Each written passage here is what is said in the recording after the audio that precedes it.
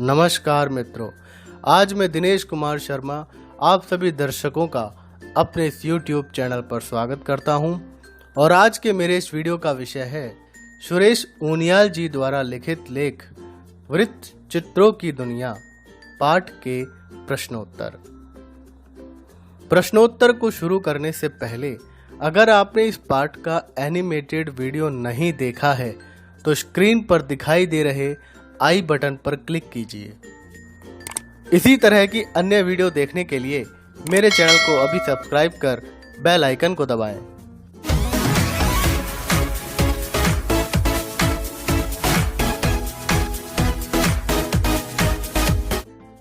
तो आइए प्रश्नोत्तर की शुरुआत करते हैं। मौखिक का पहला प्रश्न है, वृत्त चित्र किसे कहते हैं? इसका उत्तर है, मूलतः जानकारी देने के लिए बनी लघु फिल्मों को वृत्त चित्र कहते हैं। अगला प्रश्न है, भारत में बनी पहली तथ्यात्मक फिल्मों के नाम बताइए। इसका उत्तर इस प्रकार है, भारत में बनी पहली तथ्यात्मक फिल्मों के नाम इस प्रकार हैं। पहला, लखनऊ का इमाम बाड़ा। दूसरा, हमारा भारतीय साम्राज्य। और तीसरा, बम्बई स्टेशन पर रेलगाड़ी का आगमन। अगला प्रश्न है, वृत्त चित्रों के शुरुआती दौर में कैसे समाचार चित्र बनाए गए? इसका उत्तर है, वृत्त चित्रों के शुरुआती दौर में बाल गंगाधर तिलक की शव यात्रा और अंतिम संस्कार पर राष्ट्रीय कांग्रेस के खुले अधिवेशन, जल विद्युत संयंत्र के उद्घाटन, सूर्य ग्रहण आदि पर समाचार चित्र बनाए गए। अगला प्रश्न है, पहले फिल्मों का संपादन कैसे किया जाता था? इसका उत्तर है, पहले समय में कैमरामैन जहां जो दृश्य देखते उन्हें फिल्मा लेते थे। बाद में कुछ खराब दृश्यों को निकालकर बाकी दृश्यों को जोड़ भर दिया जाता था। लिखित का पहला प्रश्न है, तथ्यात्मक फिल्मों के फिल्मांकन में किस तरह के प्रयोग किए गए? इसका उत्तर है, तथ्यात्मक फिल्मों के फिल्मांकन में कई तरह के प्रयोग होते रहे। शुरू में महाराजाओं के विवाह के समारोह, दशहरे के त्योहार आदि पर इस तरह की फिल्में बनाई जाती थीं। फिर देश के विभिन्न भागों के लोगों के दैनंदिन जीवन को भी फिल्माया जाने लगा। अगला प्रश्न है, भारत में नियमित रूप से वृत्त चित्र बनने की शुरुआत कब से हुई? इसका उत्तर है, भारत में नियमित रूप से वृत्त चित्र बनने की शुरुआत सन 1930 के दशक से हुई, जब बम्बई की इंपीरियल फिल्म कंपनी ने क्वेटा में आए भूकंप पर एक वृत्त चित्र बनाया। उस वृत्त चित्र में विभिन्न दृश्यों के बारे में बताती कमेंट्री भी जोड़ी गई थी। अगला प्रश्न है, वृत्त चित्र का प्रभाव अखबार से ज्यादा था, कैसे? इसका उत्तर है, वृत्त चित्र का प्रभाव अखबार से ज्यादा इसलिए होता था क्योंकि जो कुछ हो रहा है अखबार सिर्फ शब्दों में उसे बताता था, जबकि वृत्त चित्र उसे दर्शकों की आंखों के सामने घटता हुआ दिखाते थे। दर्शक जानता था कि जो कुछ वह देख रहा है कथा फिल्मों की तरह काल्पनिक या आयोजित नहीं है, बल्कि सचमुच घट रहा है। अगला प्रश्न है, वृत्त चित्रों के वितरण के लिए क्या नीति बनाई गई है? इसका उत्तर है, वृत्त चित्रों के वितरण के लिए सन 1948 में फिल्म प्रभाग का गठन किया गया। फिल्म प्रभाग देश का सबसे बड़ा वृत्तचित्र और समाचार चित्र निर्माता और वितरक है। फिल्म प्रभाग के पास वितरण के कई रास्ते हैं। इनके द्वारा तैयार किए गए वृत्तचित्रों को देश भर के सिनेमाघर दिखाते हैं। इन्हें राष्ट्रीय व स्थानीय टेलीविजन नेटवर्क पर प्रसारित किया जाता है। विदेश मंत्रालय विदेशों में मौजूद अपने कार्यालयों के लिए इन फिल्मों के प्रिंट भेजता है। ये फिल्में विदेशों के वीडियो और टीवी नेटवर्क पर प्रदर्शन के लिए भेजी जाती हैं। अगला प्रश्न है, पाठ के आधार पर हाँ या नहीं लिखिए। पहला है, लूमियर बंधुओं की फिल्मों का प्रदर्शन 7 जुलाई 1896 से होने लगा। हाँ। दूसरा है, सावे दादा को लोग दादा फाल्के के नाम से याद करते हैं। इसका उत्तर है नहीं। अगला है, 1930 के दशक में फिल्मों में ध्वनि का आगमन हो चुका था। इसका उत्तर है हाँ। अगला है, विदेश मंत्रालय वृत्तचित्रों के निर्माण और वितरण का कार्य करता है। इसका उत्तर है नहीं। अगला है, फिल्म प्रभाग ने अपनी स्थापना के पहले ही वर्ष में 97 फिल्मों का निर्माण किया। इसका उत्तर है हाँ। अगला प्रश्न है, वृत्तचित्र कथा फिल्मों की तरह काल्पनिक होते हैं। इसका उत्तर है नहीं। अगला है, फिल्म प्रभाग का कार्य केवल सभी फिल्मों को दूसरी भाषाओं में डब करना है। इसका उत्तर है नहीं।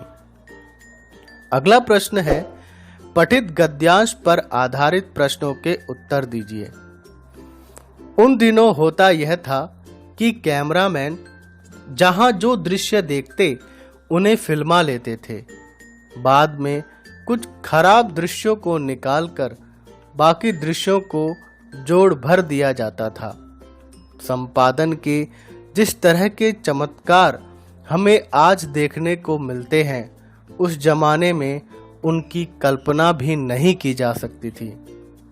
सन 1930 के दशक में क्वेटा, जो पाकिस्तान में है, में एक भूकंप आया था। तब तक फिल्मों में ध्वनि का आगमन हो चुका था। बम्बई की इंपीरियल फिल्म कंपनी ने इस पर एक फिल्म बनाई और उसके साथ विभिन्न दृश्यों के बारे में बताती कमेंट्री भी जोड़ी गई। इसके साथ ही लोगों से अपील भी की गई कि भूकंप से पीड़ित लोगों की मदद के लिए दान करें। इसके बाद नियमित रूप से वृत्तचित्र बनने लगे। इतना ही नहीं, भारतीय वृत्तचित्र विदेशों में भी नाम कमाने लगे। भास्कर राव द्वारा बनाए गए एक वृत्तचित्र को विदेश में पुरस्कृत भी किया गया था। इस पर आधारित प्रश्नोत्तर इस प्रकार है। पहला प्रश्न है, उस जमाने में क्या कल्पना नहीं की जा सकती थी? इसका उत्तर है, उस जमाने में संपादन के ऐसे चमत्कारों की कल्पना नहीं की जा सकती थी जैसे हमें आज देखने को मिलते हैं। अगला प्रश्न है, बम्बई की इंपीरियल फिल्म कंपनी ने कौन सी फिल्म बनाई? इसका उत्तर है, बम्बई की इंपीरियल फिल्म कंपनी ने क्वेटा में आए भूकंप पर फिल्म बनाई, जिसमें कमेंट्री भी जोड़ी गई थी। अगला प्रश्न है, इस फिल्म की क्या विशेषता थी? इसका उत्तर है, इस फिल्म में विभिन्न दृश्यों के बारे में बताती कमेंट्री भी जोड़ी गई।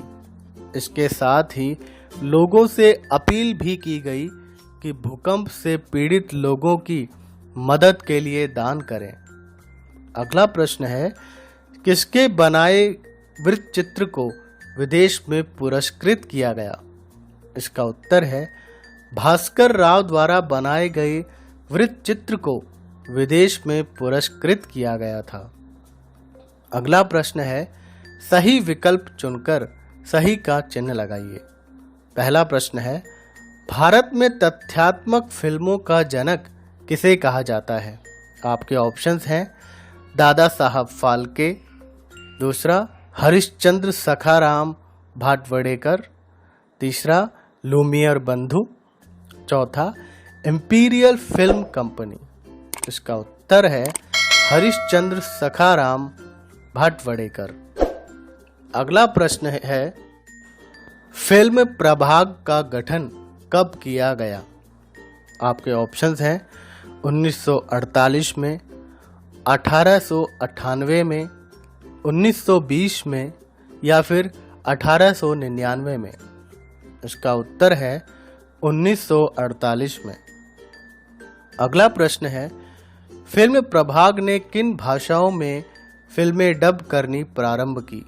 आपके ऑप्शंस आपके सामने स्क्रीन पर दिखाए जा रहे हैं और इसका सही उत्तर है तमिल, तेलुगु, बांग्ला, अंग्रेजी, हिंदी। अगला प्रश्न है मूल्य परक प्रश्न। आपको किन विषयों पर आधारित वृत्त चित्र देखना पसंद है? कारण सहित लिखिए। इसका उत्तर इस प्रकार है। आप इस प्रश्न का उत्तर अपनी रुचि के अनुसार दे सकते हैं, फिर भी कुछ विषय आपकी सुविधा के लिए आपके समक्ष रखे जा रहे हैं। इसमें पहला हो सकता है एनिमेशन, दूसरा तकनीकी साइंस फिक्शन, तीसरा हॉरर, जासूसी, बायोग्राफी, खेल जगत, हास्य, रहस्यवादी इत्यादि। अगला प्रश्न है भाषा ज्ञान। नीचे दिए गए शब्दों के विलोम शब्द लिखिए।